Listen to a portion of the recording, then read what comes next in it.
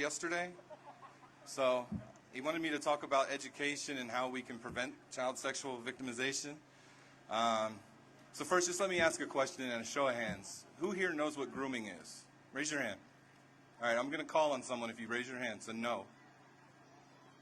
But honestly, if we really want to prevent this, if we really want to end child sexual victimization, we as adults have to take the responsibility on ourselves to learn the issue. We have to understand that grooming is simply at its most basic form the tactics that these perpetrators use to get the children under their control. But it's also the tactics that they use to get you, the families, the communities, under control.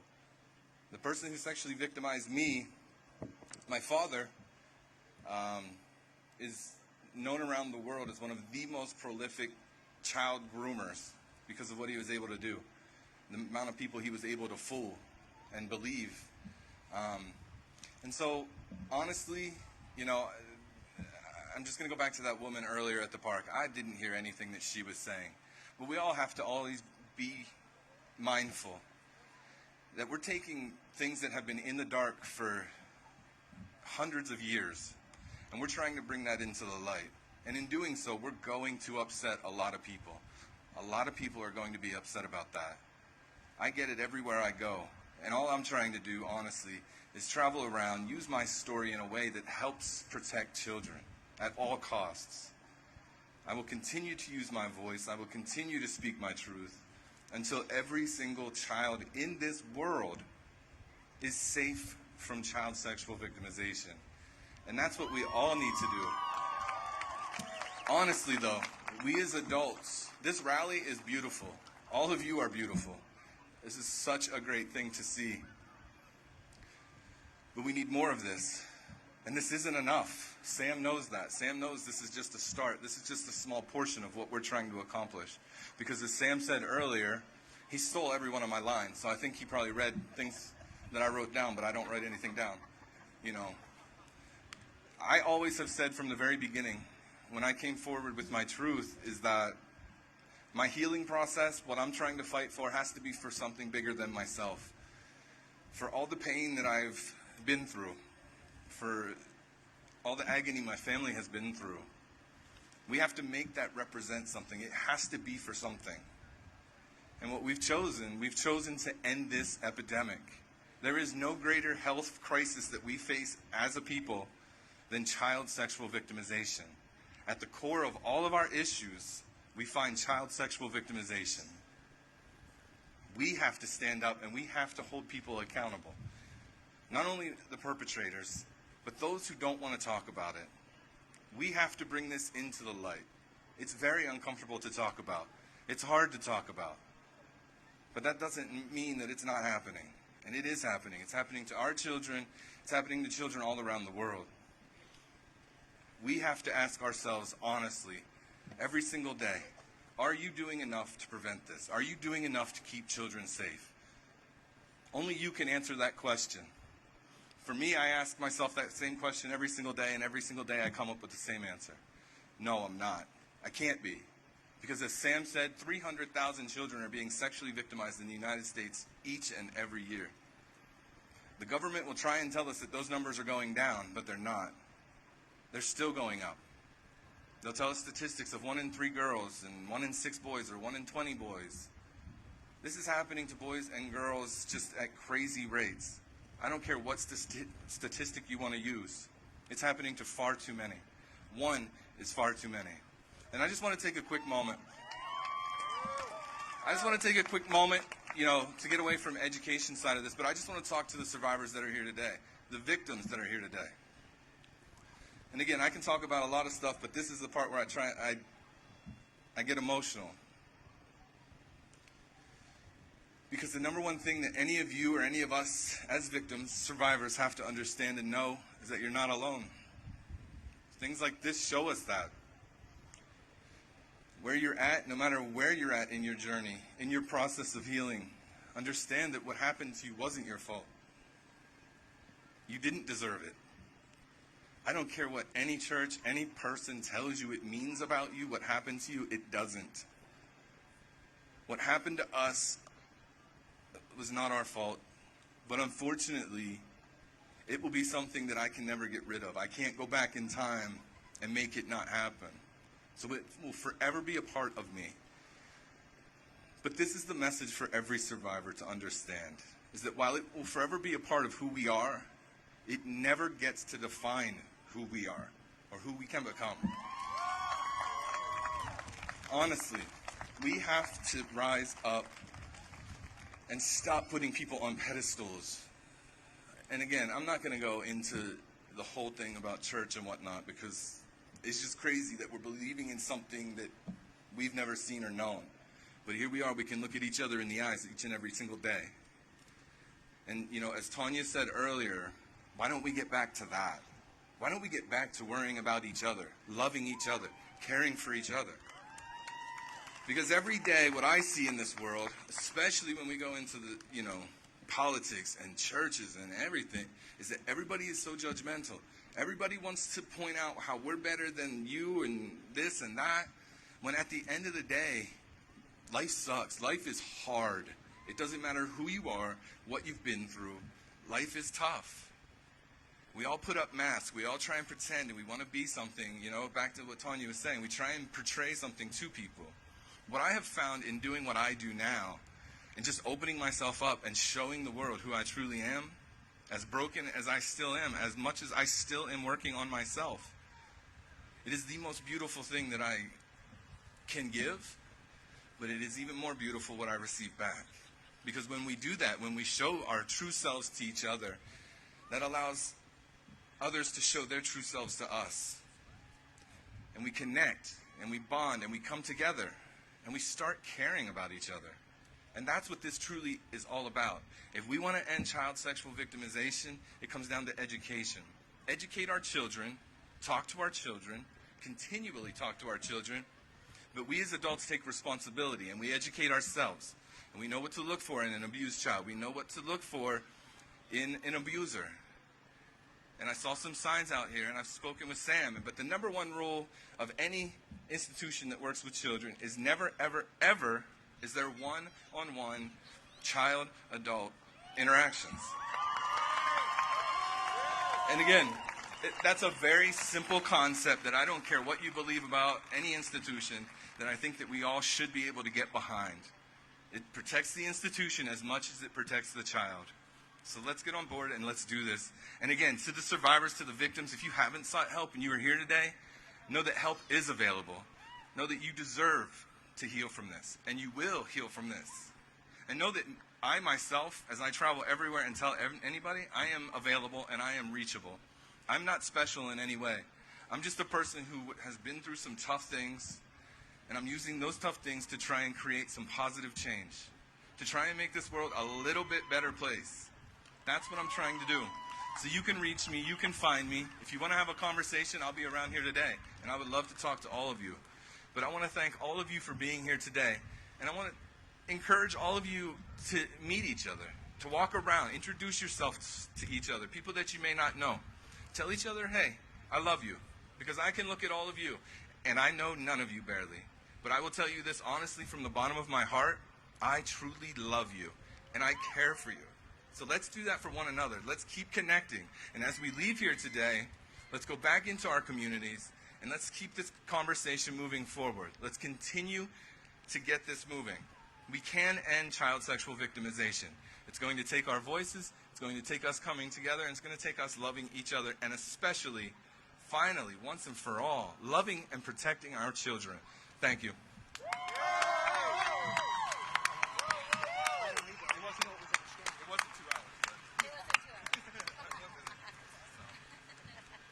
I can see we're already in trouble for time. Matthew did not take his allotted 2 hours.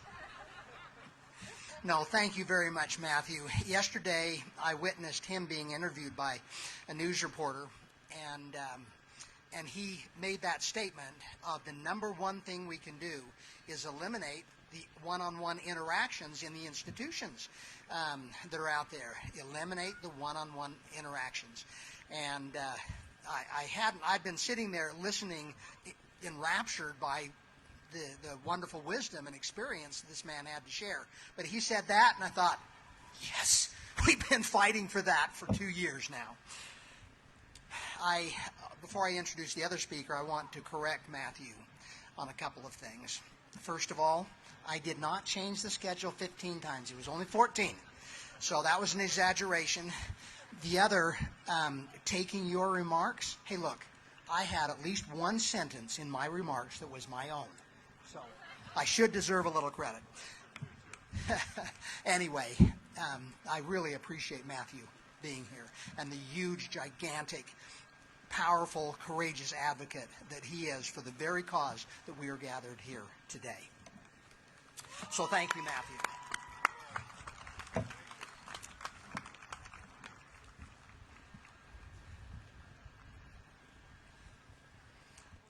Jan Broberg will be our next speaker. Earlier this year, Jan became known as the subject of a documentary chronicling her horrific kidnapping at age 12 and again at age 14 by a trusted family friend. The film, Abducted in Plain Sight, was released by Netflix and is still available for viewing. It recounts a jaw-dropping tale of manipulation, brainwashing, kidnapping, and child sex abuse, all at the hands of a man who successfully groomed young Jan, her parents, and the entire church community for his evil purposes. Her triumph over those early unspeakable events was instrumental in her speaking out to end, and this is her mission, and I think I'm quoting it wrong, but I've got the gist. Her mission is to end the abuse of every child on the planet. She views this cause as a primary driving force in her life going forward. Jan. Hi. I am so overwhelmed at being here today. 32 years ago, when I was living in Orlando, Florida, singing and dancing for Mickey Mouse, I was the early morning seminary teacher and the young women's president, and there was something in the manual that disturbed me so greatly that I said to one of my counselors, "Are we still teaching our young women this? I will never let someone teach a young woman that she is a used piece of gum, that she has made some kind of moral mistake that has ruined her and her chances for a full life and her opportunity to get to heaven." And from that comment, this woman asked me what my story was. And she put together a small group of women and their daughters in her home. I was 25 years old, and I came to her house, and I stood in front of this small group, and I told my story publicly for the first time. 32 years later, here we are today. I said then in that living room, someday there will be a movement where the child will be the most important person in the room, will be protected first and foremost. Here we are today, 32 years later, and this is happening. First of all, that speaks to the power of the human spirit. Not only do we survive, but we can thrive and we can make a difference and we can stand together to do it. So today, I'm an outspoken, feminist, liberal, lead the music in sacrament meeting Mormon woman. I flew my pride flag last week or the week before in my neighborhood along with my sister, so we could celebrate our LGBTQ kids in our community who are not going to be ashamed and shamed, and we're not going to have suicide on our planet. I am so excited that you are all here today.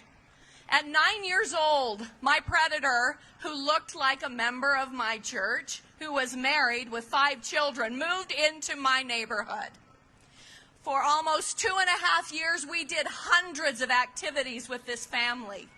The first time I remember meeting them was at church.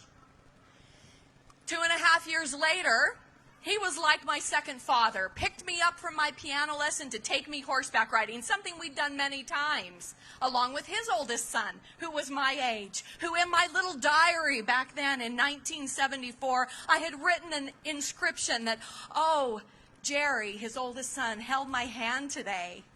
We were 12. I had a crush on his son. He picked me up from that piano lesson.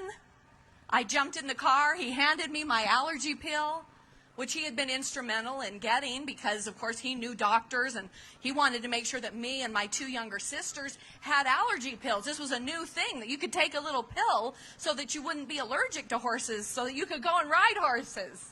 He had done all the grooming that Matt just talked about. He had built relationships of trust individually with my mother, my father, all of us three girls, with our neighborhood. He owned a business. He was a leader. He was on the high council. He was like a great guy that people loved. He was affable and charming.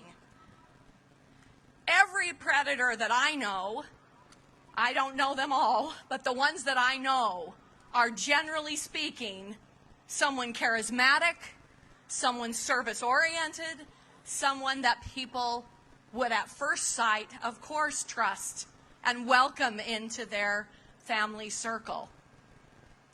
I'm wearing this flag today. He picked me up from the piano. Oh, let's finish that story before I go here. So he picked me up from my piano lesson, gave me my allergy pill. It knocked me out. I remember was waking up in the back of a moving motorhome with my wrists and ankles strapped to the bed and a little box playing in my ear in a high-pitched monotone voice. This was the early 70s, and all the seeds of grooming had already been laid because I thought immediately that I had been kidnapped by a UFO. The little voice was high-pitched, it was staccato, it was monotone, and it was telling me I was a very special girl that they'd been watching since I was born, and that now it was time for my mission to begin. They used words that were familiar to me. It's called inculcation. When you take a familiar belief system that's already ingrained and in place, and you insert it with other ideas that seem plausible to the person or the child. This happens all the time. It's why brainwashing continues to be the first thing that has to happen before you gain control of your victim is you have to groom, build trust, separate the family, separate the players, and then you go in for what sorts of things could I say? What kinds of rewards could I give? What kinds of threats on the other end?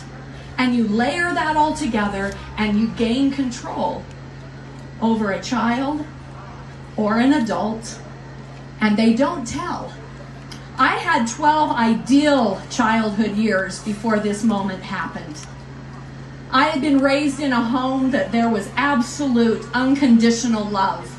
We ate dinner together around the dinner table every night, and we didn't have a damn cell phone. We talked. Our parents listened. But the moment that you threaten a child by saying, well, if you don't do the mission, we'll take your little sister, or we'll kill your father if you talk to a boy or tell anybody about us, or your other sister, Karen, she'll go blind. The minute you give the right threat to a child, they will protect their family members and they will not tell. And that is what happened to me. So what I want to know is right now, I hope everybody within the sound of my voice is willing. If you are, I think you're here, so you're willing. If it was you that shares in this familial, family, friend, church member, congregation, business, civic person that you knew, you loved, you trusted, that abused you, I want you to raise your hand, but just a minute. If it's not you, I want to know if you're here with somebody that you're supporting who is close to you that this happened to. And I want to see how bad the numbers really are. Raise your hands now. That's a lot of people. It doesn't matter if I've been on the Dr. Phil show or the Dr. Oz show. When I walk into the View, all the things that I've been able to do since the documentary came out and this story resonated and went viral, which I never knew would happen. I never even knew if we'd finished making the documentary. We had to do one more Kickstarter to find the money for an editor, and then You put it out there at film festivals and it wins some awards, and then pretty soon it's on Netflix. I didn't know. I just knew I was supposed to tell my story, which is why 32 years matters. And what you're doing here today, you may have to do for the next 32 years before we really move this into the front of people's brain cells, right? So don't give up. So the fact that so many of you just raised your hands. When I walked into the Dr. Oz show that day, almost half the audience had their hand in the little Justin Bieber heart thing, and they were going like this. And as I walked in and the cameras weren't rolling, I nodded my head and I looked around the room and I said, oh, you too. And they're nodding. I said, it was somebody that should have loved you. And they were nodding. It was somebody that you trusted, that was set up to be someone you could count on. They're nodding their heads. It was somebody that you probably loved, that you knew for sure, at least. And everyone that was nodding their head, it made me think, okay, why has this not gotten any better? I believe that the secrecy of sexual child abuse is why. People don't know how or who to tell their story, and that is the first piece of the healing and the first piece of prevention. Yeah! Right? We have to tell our stories. You may not tell it publicly. That may not be in your gut. It was in mine, but you can tell someone. Tell someone who will believe you. So my first conversation, since I have a little more time than the 12 minutes I was given, was to talk to you. Those of you here who have been through this horrible trauma. Those of you that are right here in my heart because I know you. I love you. I want to give you hope. I know that you can heal, but it will take some work. You will have to find your physician, your counselor, your antidepressant, your mental health care therapist. You have to stand for yourself and your wholeness and healing first and foremost. And can I just tell you, you are worth it. You deserve it. Because there is something incredible about you. And that heart that I know you have can heal from being broken. You can find your voice. And that was really the decision that I made. And I can't tell you the exact steps, but I first want to give you the empowerment to tell your story and to stand for your healing first and foremost. So what I like to call that is living in the 90%. I'm going to write a book about this someday. So the 10%, everybody's had 10% in their life. They've gone through divorce, they've lost a child, they've gone through abuse, they've experienced something so difficult. That's the 10%. Now, what do you do with that trauma? How do you learn to take the cloak of trauma off, hang it up, look at it, study it, learn from it, but not wear it all the time? It's a practice. It's like doing yoga.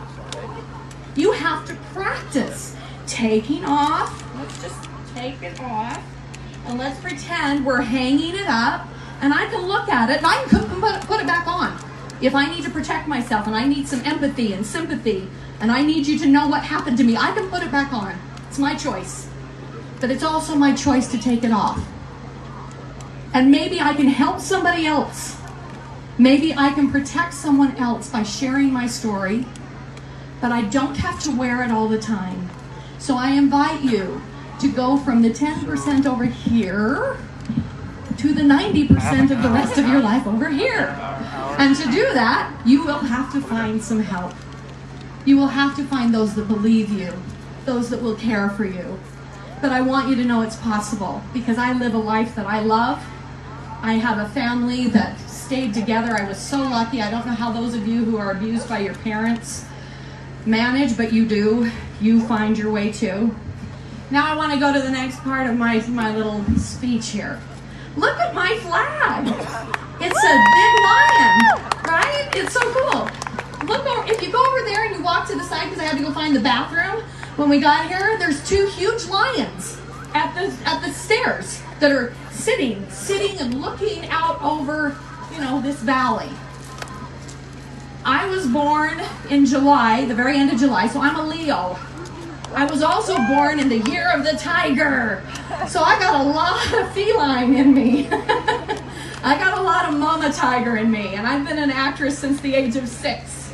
And there's a beautiful line, it's a Shakespeare line, and I'm going to share it with you. And it says this: then imitate the action of a tiger. Stiffen the sinews. Stiffen the sinews. Summon up the blood.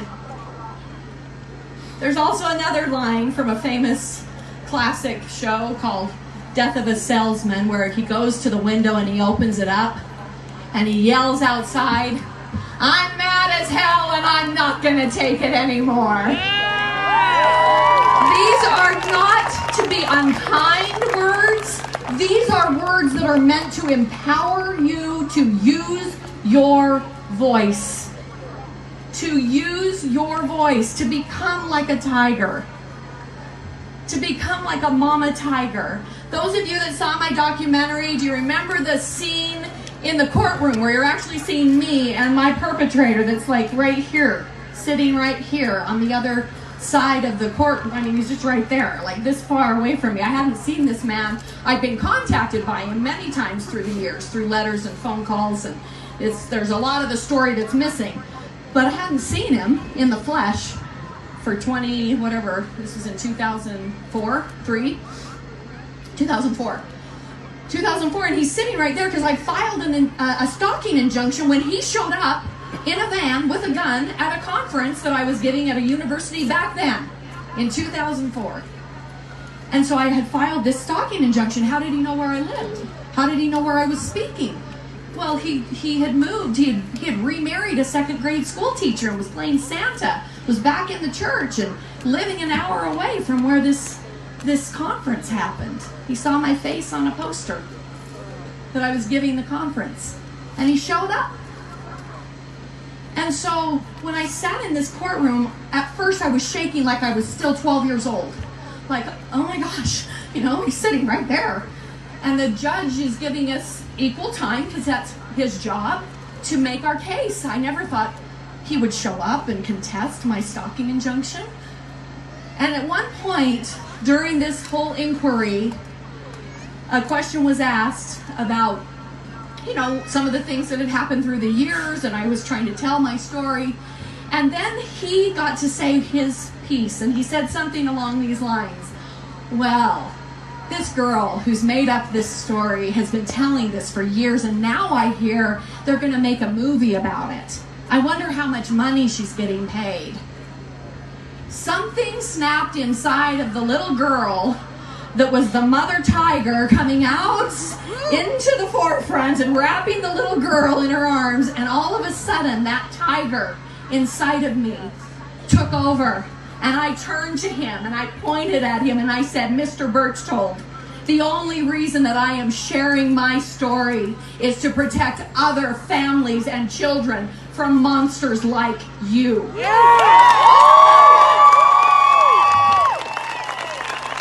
I knew right then, I knew that I was ready to really share my story, share my truth, share the message of hope, share the message of healing, share the message that we cannot institutionalize this kind of abuse. We can't just move people around to another parish, to another congregation. We have to put people in jail. That has to happen. We have to cut off access to our children. Do I hope that there is healing for those who perpetrate? Yes. Do I hope and understand that they probably themselves have been abused? Yes. But I want to end this And the only way we do that is by not allowing more abuse to continue. Right? That's why we're here. So we want to take our religious institutions to task. We want them to do more. We want more checks and balances. We want there to be pure, absolute, what's the word? The words escape me. You know, where you have to pay for what you did. Accountability! Accountability! We want accountability! Exactly. And then we need to know how to be informed. We need to know how to teach our kids. We need to know how to support a person who's going to come forward and report. It is so hard to report on Grandpa, who's a pillar in the community, who's also a state president, who's also been abusing 6 of his granddaughters his whole life. This is a story that I just heard, and 2 of the parents, Grandpa's got 4 kids, 2 parents believe the 6 children, 2 don't. It's torn this family apart, and I grabbed that 22-year-old who was at my conference, and I wrapped my arms around her, and she's bawling, and she's like, did I do the right thing? This has been terrible, hard, horrid.